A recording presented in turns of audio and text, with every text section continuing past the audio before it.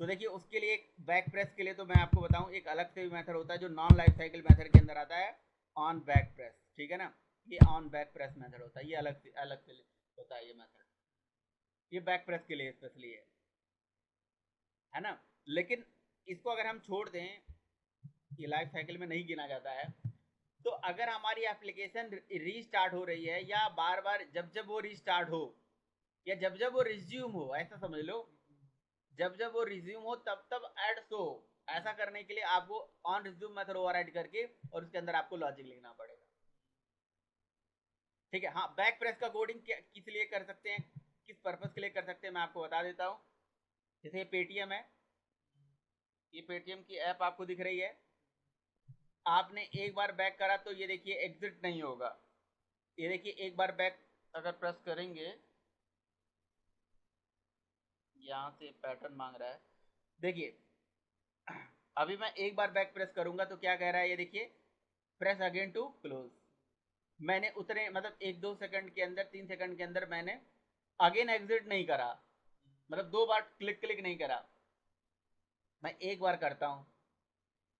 ठीक है, शायद उन्होंने ज्यादा टाइम दे रखा है, 2-3 मिनट का दे रखा है, 2 मिनट का दे रखा है, 1 मिनट का तो एटलीस्ट शायद दे ही रखा होगा, जो भी है। अगर उस ड्यूरेशन में मैं 2 बार टैप प्रेस कर देता हूँ तो एग्जिट हो जा रहा है। अब आपको ही मान लो ऐसे एप्लीकेशन में काम कर रहे हैं तो कैसे करोगे, आपको एक्टिविटी का लाइफ साइकिल पता होना चाहिए ना। तो देखिए अगर मैं 2 बार ऐसे टैप प्रेस कर दे रहा हूँ तो देखिए ये एग्जिट हो गया, तो ये बैक प्रेस है। तो ये बैक प्रेस का लॉजिक अगर आपको लिखना होगा तो फिर कहाँ लिखोगे, आपको पता होना चाहिए ऑन बैक प्रेस मेथड के अंदर। लेकिन जब जब एक्टिविटी रीस्टार्ट हो या रिज्यूम हो तो वहां पे एड शो होने लगे, ये आपको करना है तो उसका लॉजिक यहाँ पे लिखना पड़ेगा। तो ये मेथड इसलिए ओवरराइड करे जाएंगे ताकि जब कभी भी आपको इसके अंदर लॉजिक लिखने की जरूरत पड़े तब तब आप इसमें मतलब इसको मॉडिफाई कर सकें, इसके अंदर चेंज कर सकें। अब जैसे आगे चल के मैं आपको वेब सर्विस भी सिखाऊंगा, वेब सर्विस कैसे कॉल करते हैं। तो अगर सपोज करो कोई वेब सर्विस है, उसको कॉल करना है बैकग्राउंड में कि भैया जब एप्लीकेशन पॉज हो तो वहाँ से सर्विस स्टॉप हो जाए, ना एप्लीकेशन रीस्टार्ट हो तो सर्विस फिर से स्टार्ट हो जाए, तो वो सब कुछ यहाँ पे काम करा जा सकता है। इसको हटा देता हूँ फिलहाल में। तो एंड्रॉयड की जो बाय डिफॉल्ट एप्लीकेशन यहाँ चलती है, उस एप्लीकेशन के अंदर सबसे पहले कौन सा मैसेज चल के आ जाता है, ऑन क्रिएट।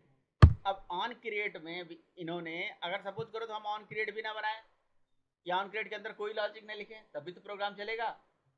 तो इन्होंने ऑन क्रिएट को ओवरराइड करके लॉजिक ही तो लिखा है कि इसके अंदर सेट कंटेंट व्यू, मतलब ये वाला सेट कंटेंट व्यू होके आ जाए, ये वाला जो एक्सएमएल है ये बन के आ जाए। तो ये एक्सएमएल में जो चीजें डिजाइन होती हैं वो हमें दिख जाती है कि नहीं दिख जाती हैं।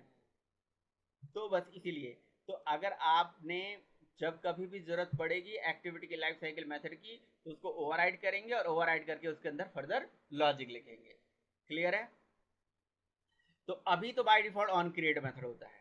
ऑन क्रिएट मेथड में जैसे एप्लीकेशन हमारा एक्टिविटी क्रिएट होता है, लॉन्च होता है, लॉन्च होने के जस्ट बाद ही हमें दिख जाता है। ठीक है। अच्छा एक चीज मुझे बताओ, जैसे सपोज करो कि मेरे पास यहाँ पे ये टेक्स्ट व्यू और ये टेक्स्ट व्यू की मान लो एक आईडी है ना, ये आईडी है जिसका नाम ले लिया मैंने T1। अब ये मुझे बताइए इस T1 की आईडी को गेट करने का कोड जब जब एप्लीकेशन चलेगी तब तब करना चाहिए या पूरे लाइफ साइकिल में एक बार करना चाहिए। तो एक बार करना चाहिए, तो वो एक बार चलता है ऑन क्रिएट मेथड, तो यहाँ पे लिख दीजिएगा। तो अभी तो आप ऑन क्रिएट मेथड जानो, और ऑन क्रिएट मेथड में भी आपको वो लॉजिक लिखना है जो पूरी लाइफ साइकिल में एक बार चले। अब ये कंटेंट को शो कराने का काम तो एक ही बार करना है ना, बार बार तो करना नहीं है। तो इसीलिए इसके अंदर हम ऑन क्रिएट के अंदर इसको कॉल किया गया है इसको। उसमें पेटीएम ने दिया हुआ था बैक प्रेस वाला, हाँ हाँ, उसके अंदर कोई भी एक्टिविटी खोल रहे थे तो पेटीएम के अंदर बैक प्रेस वाला किया गया था। तो उसके अंदर हम जो भी एक्टिविटी हम खोल रहे हैं हाँ हाँ हाँ, तो वो तो सब पे दिखा रहा है ना वो तो। सब पे दिखा रहा है मतलब यहाँ। मतलब जैसे कि अभी हाँ जी, ठीक है, ओपन हो रहा है। ये वाली आएगी फर्स्ट एक्टिविटी, अच्छा ये कह रहे हो, ये फर्स्ट एक्टिविटी अगर मैं ये कह रहे पासबुक हो। मैं पासबुक खोल लेता हूँ, ये होगी सेकंड एक्टिविटी। सबसे पहले एक्टिविटी आता है ये वाला, हाँ इसको बोलते हैं स्प्लैश, प्लस। है ना, स्प्लैश जो कि थोड़ी देर के लिए आता है और फिर चला जाता है। हाँ उसके बाद आ गया हमारा दूसरा, हाँ, फिर अगर हम पासबुक पे क्लिक करें तो ये हो गया हमारा तीसरा। हाँ बिल्कुल बिल्कुल सही बात है। मतलब जो फर्स्ट टाइम आई है वो हमारी फर्स्ट एक्टिविटी थी हमारे लिए, तो सबसे पहले बिल्कुल हमारे लिए बिल्कुल तो बिल्कुल सही कह रहे हो। पासबुक वाली होगी सेकंड एक्टिविटी।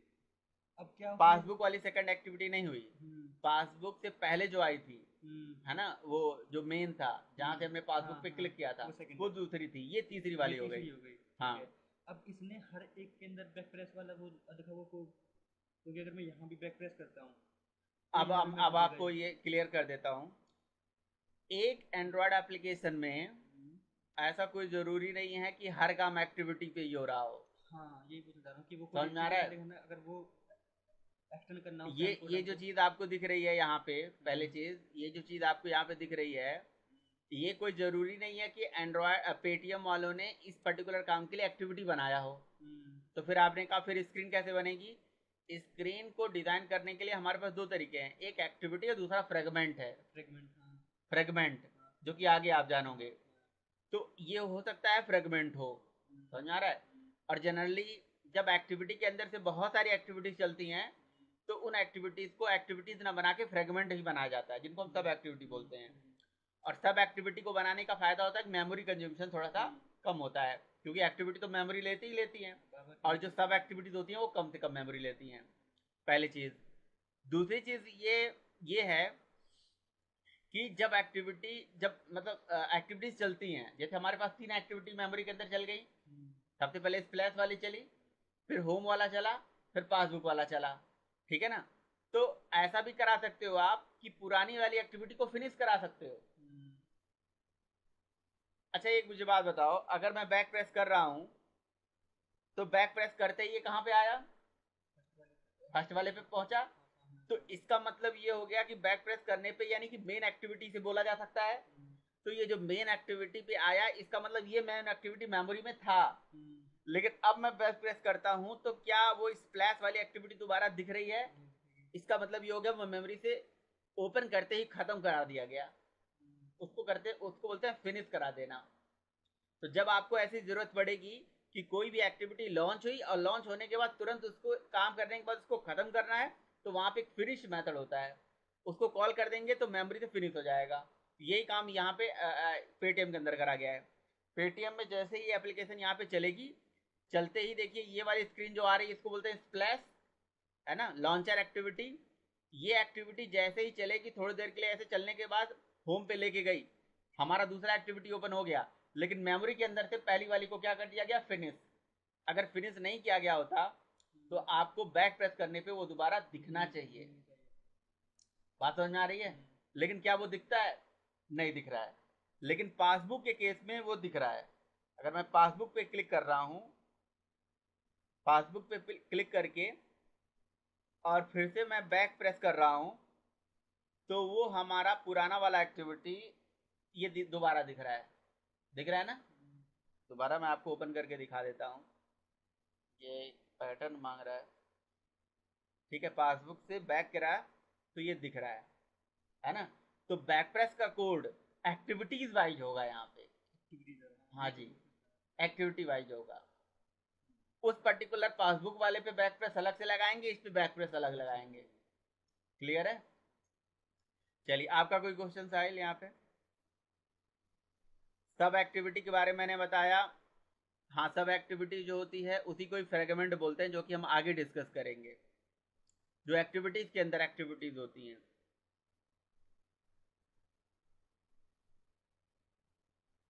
रिड्यूस हो जाती है, बिल्कुल सही बात है, वो कम मेमोरी लेती है ना। वो जैसे एक होता है प्रोसेस, एक होता है थ्रेड। तो प्रोसेस का अपना अलग मेमोरी एरिया होता है, उसका अपना अलग मेमोरी एड्रेस होता है। लेकिन थ्रेड जो होती है वो प्रोसेस की मेमोरी को शेयर करती है। उसी तरह से अब यहाँ एक्टिविटी जब भी मेमोरी में चलती है तो उसका अपना एक मेमोरी एरिया होता है। और अगर 20 एक्टिविटी चलाएंगे तो 20 मेमोरी एरिया होगा। और 20 को एक दूसरे से अगर कम्युनिकेट करना है तो उनके बीच में जो कंटेक्ट स्विचिंग हो गया उसमें टाइम ज्यादा लग जाएगा। एक्टिविटी को प्रोसेस मान सकते हो आप। और अगर 20 प्रोसेस एक साथ मेमोरी में चलना है तो 20 को अलग अलग अगर रिसोर्स चाहिए तो अलग अलग रिसोर्स आपको देना पड़ेगा। 20 को अगर हमें एक दूसरे से कम्युनिकेशन कराना होगा तो 20 का कंटेक्ट स्विचिंग में टाइम ज्यादा लगेगा। 20 एक हैवी वेट प्रोसेस है, तो उनको लाइट वेट बनाने के लिए हम थ्रेड्स जैसे हम यूज करते हैं। थ्रेड का अपना कोई प्रोसेस नहीं होता है, वो प्रोसेस की मेमोरी, सॉरी एड्रेस नहीं होता है, वो प्रोसेस की मेमोरी को ही शेयर करते हैं। तो यहाँ पे क्या होगा कि थ्रेड जो होगा वो नो डाउट मेमोरी लेस लेगा। इन द सेम सिनेरियो जो फ्रेगमेंट होता है वो एक थ्रेड पे चलता है, वो एक्टिविटी के अंदर से ही चलता है ना। अगर हमारे पास मान लो कि एक एक्टिविटी के अंदर 20 फ्रेगमेंट चल गए हैं, तो वो 20 एक ही एक्टिविटी के मेमोरी को शेयर करेंगे, तो वहां पे थोड़ा हमारा टाइम बच जाता है। क्लियर है, ये चीज है।